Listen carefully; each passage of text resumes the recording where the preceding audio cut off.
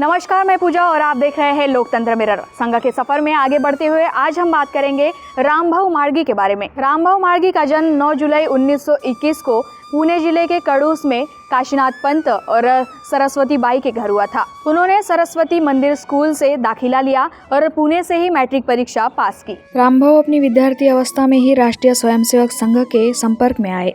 मद्रास और सोलापुर में उन्होंने संघ प्रचारक के रूप में कार्य किया। रामभाऊ ने 1939 में मैट्रिक की परीक्षा पहली श्रेणी में उत्तीर्ण की।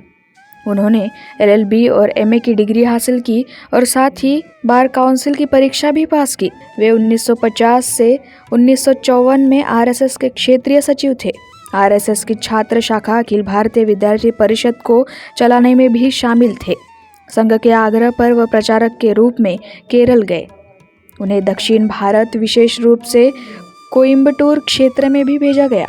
रामभाऊ फिर संघ के प्रचारक के रूप में बाहर गए। इस बार उन्हें महाराष्ट्र के सोलापुर जिले की जिम्मेदारी दी गई, जिसे उन्होंने 1949 तक सफलतापूर्वक निभाया। 1957 में रामभाऊ पहली बार मावल निर्वाचक क्षेत्र में महाराष्ट्र विधानसभा में चुने गए। उन्होंने 1967 और 1972 में पुनः चुनाव जीतकर कुल 3 बार विधानसभा का चुनाव जीता। 1977 और 1980 में थाने निर्वाचन क्षेत्र से लोकसभा से चुने गए। एक सजग जनप्रतिनिधि और कुशल सांसद के रूप में उन्होंने इस दौरान अद्वितीय पहचान बनाई।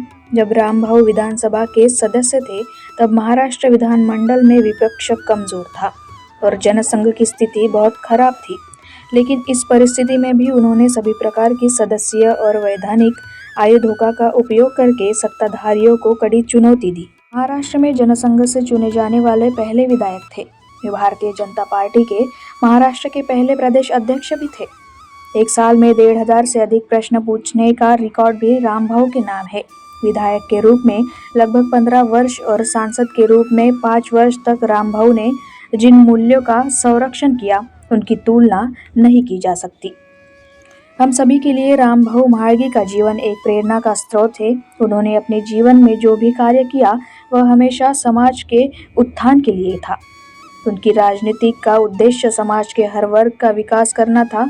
उन्होंने न केवल राजनीतिक रूप से बल्कि सामाजिक रूप से भी लोगों की भलाई के बारे में काम किया।